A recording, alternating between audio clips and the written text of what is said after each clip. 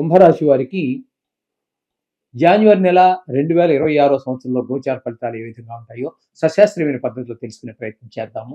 ఇందులో నా కవిత్వం కానీ, నా కల్పనలు కానీ ఏమీ ఉండవు. 100కి 100 పాళ్ళు శాస్త్రం చెప్పిందే. మీరు శాస్త్ర ప్రకారం చెప్పిందే కావాలనుకుంటే మా ఛానల్ తప్పకుండా చూడండి. అలాగే మీ వ్యక్తిగత జాతకం కూడా రాయించుకోవచ్చు మా చేత. దాని ప్రభావం 75 నుంచి 80% ఉంటుంది. ఈ గోచార ఫలితాలు కేవలము 10 నుంచి 15% ఉంటాయి. అవి నిష్ణాతులైన వారు చెబితే. కాబట్టి వ్యక్తిగత జాతకం రాయించుకునే ప్రయత్నం చేయండి. మా నెంబర్ కావాలంటే కింద స్క్రోల్ అవుతోంది చూడండి. ఇక్కడ ముఖ్యంగా ఈ కుంభరాశి వారికి జన్మంలోనే రాహుగ్రహ సంచారం. జన్మంలోనే రాహుగ్రహ సంచారం అనేటప్పటికీ చాలా చాలా చెడు ఆలోచనలు, చాలా చెడు బుద్ధులు, చెడు అలవాట్లు ఇదివరకు ఎప్పుడో మనం విద్యార్థిగా ఉన్న దశలోనో, నిరుద్యోగిగా ఉన్న దశలోనో, లేకపోతే మిత్రులతో కలిసి తిరిగేటటువంటి సందర్భాల్లోనో, అకేషనల్గానో ఏమైనా చెడు వాటిని మనం టచ్ చేసి ఉంటే, అది అలవాటుగా అయి ఉండదు, టచ్ చేసి ఉంటే అటువైపు దృష్టి మళ్ళీ అవకాశం ఉంటుంది. అలాగే జన్మంలో రాహు ఉన్నప్పుడు కామ, క్రోధ, లోభ, మోహ, మదమాశ్చర్యాలన్నీ విజృంభిస్తూ ఉంటాయి. వాడెంత, వీడెంత, నేనే గొప్ప అనేటటువంటి ఈ ఆలోచనలన్నీ కూడా మనకి తోస్తూ ఉంటాయి. ఈ విధంగా ఉంటుంది. పరనింద, ఎదరవాళ్ళని దూషించడం, ఆత్మస్థుతి, తను పొగుడుకోవటం గొప్పవాడిగా, ఏమీ ఉండదు అక్కడ. అదే కాకుండా ఈ రాహు జన్మంలో ఉన్న కారణంగా విషక్రిములైనటువంటి దోమ, బొద్దింకలు, బల్లులు ఇట్లాంటి వాటి వల్ల కూడా కొన్ని చికాకులు మీరు ఎదుర్కోవాల్సి రావచ్చు. తేళ్లు ఇట్లాంటి వాటి వల్ల. ఇప్పుడు అటువంటి జాతులు ఏమి సిటీలో అక్కడ దొరకవనుకోండి, కానీ పల్లెటూరులో అక్కడన్నీ కూడా ఇంకా జర్లు, తేళ్లు, పాములు ఇట్లాంటివన్నీ ఉన్నాయి. కాబట్టి అటువంటి ఇబ్బందులు కూడా ఎదుర్కోవాల్సి రావచ్చు. అలాగే ఈ కుంభరాశి వారికి ద్వితీయ స్థానంలో శని, అంటే వీరికి ఏలినాటి శని ఉన్నది. ఈ ఏలినాటి శని ఉండటం వల్ల ద్వితీయ స్థానంలో ఉన్న కారణంగా ధనానికి లోటు రావటము, మాటలో కఠినత్వం పెరగటము, అలాగే ఇంకోటి ఏంటంటే కుటుంబంలో ఎవరికి సుఖ సంతోషాలు ఉండవు. మనం ఇప్పుడు కోపంగా మాట్లాడుతుంటే భయపడిపోతుంది భార్య, ఆవిడ మాట్లాడాలంటే ఆవిడ భయపడిపోతుంది, పిల్లలు మాట్లాడాలంటే పిల్లలు భయపడిపోతూ ఉంటారు. అలాగే ఎవరు మాట్లాడాలన్నా మన మొహం ఆనందంగా ఉండి ఆహ్లాదంగా ఉంటే ఎవరన్నా మాట్లాడతారని, కోపంగా పెట్టుకుని చికాగ్గా పెట్టుకుని కస్సు దూసులాడితే ఎవరు మాట్లాడతారని, ఆ విధమైన పరిస్థితులన్నీ కూడా ఇంట్లో ఎవరికి ఆహ్లాదం అనేది కనబడదు. ఈ ధన నష్టం వీటి వల్ల కారణంగా మాకులో కష్టం ఇవన్నీ వచ్చేస్తూ ఉంటాయి. అలాగే ఇంట్లో వీరికి ఎవరికైనా ఈ మీనరాశి వారికి కంటికి సంబంధించిన వ్యాధులు ఉన్నట్టయితే అవి మరింత ప్రకోపించేటటువంటి పరిస్థితి కూడా ఏర్పడుతూ ఉంటుంది. అది గమనించుకోండి. ఇకపోతే ఈ కుంభరాశి వారికి పంచమ స్థానంలో గురు సంచారం జరుగుతున్నది. పంచమ స్థానంలో గురు సంచారం అనేటటువంటిది చాలా మంచి పరిణామం అండి.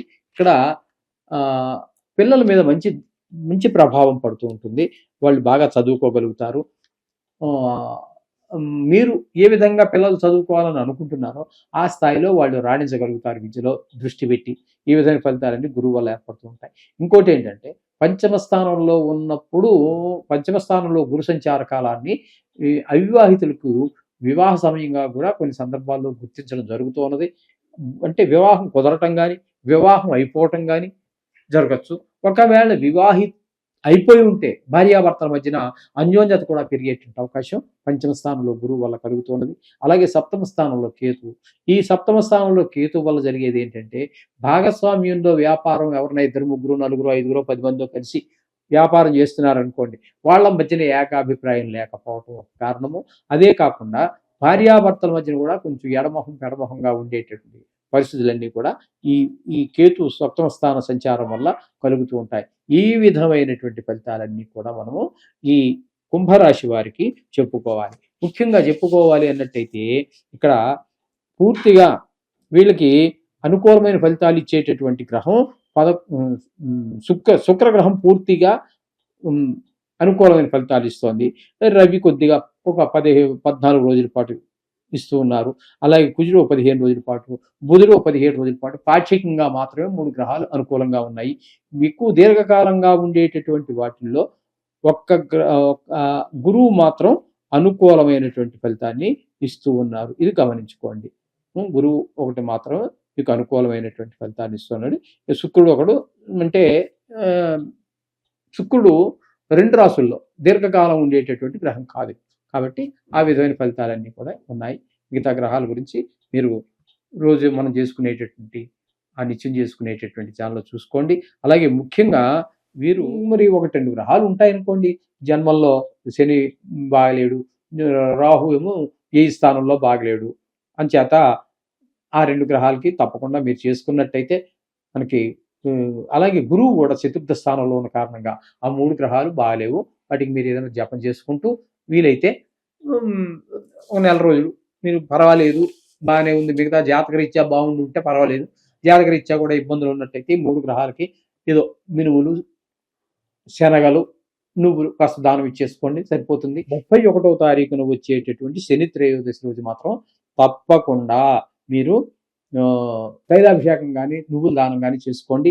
అలాగే రవి సూర్య భగవానుడు ఎవరికైతే బాగలేడో, ఇప్పుడు మనం చెప్పుకున్నటువంటి 12 రాసుల వారికి కూడా ఎవరికైనా సూర్యుడు కనుక బాగలేకపోతే 25వ తారీఖున రథసప్తమి వస్తోందండి. ఈ రథసప్తమి రోజున ఆ సూర్య భగవానుడికి దర్శనం చేసుకోండి. నవగ్రహాల్లో కూడా మనం అక్కడ సూర్యుడు మధ్యలో ఉంటాడు, అక్కడ ఆయన దర్శనం చేసుకోండి. మీకు చేతనైతే ఆదిత్య హృదయం చదువుకోండి, నోటికి రాకపోయినా పుస్తకం చూసి చదువుకోండి. సూర్యుడికి సంబంధించి అనేక రకాలైనటువంటి ఉన్నాయి. సూర్యాష్టకం ఉంది, ఎలా ఏదైతే చాలా ఉన్నాయి. అవన్నీ కూడా ఏదైనా చదువుకున్నప్పటికీ కూడా మీకు విశేషమైన ఫలితం కలుగుతుంది. మిగతా అన్ని ఈ నవగ్రహాలకి రాజు కాబట్టి ఆయన ప్రభావం మిగతా గ్రహాలన్నిటి మీద కూడా ఉంటుంది. కాబట్టి ఇది గుర్తెరిగి ఆ సూర్య భగవానుడికి ఈ శని త్రయోదశి రోజుని రథసప్తమి 25వ తారీఖుని అందరూ కూడా చక్కగా ఉపయోగించుకొని శనికి సంబంధించి రేపు 31వ తారీఖున వచ్చేటటువంటి ఈ శని త్రయోదశి రోజున తైలాభిషేకం కానీ నువ్వులు దానం ఇచ్చుకోవటం కానీ చేసినట్టయితే మరింత శుభప్రదమైనటువంటి ఫలితాలు పొందడానికి అవకాశం ఉంటుంది. శుభం.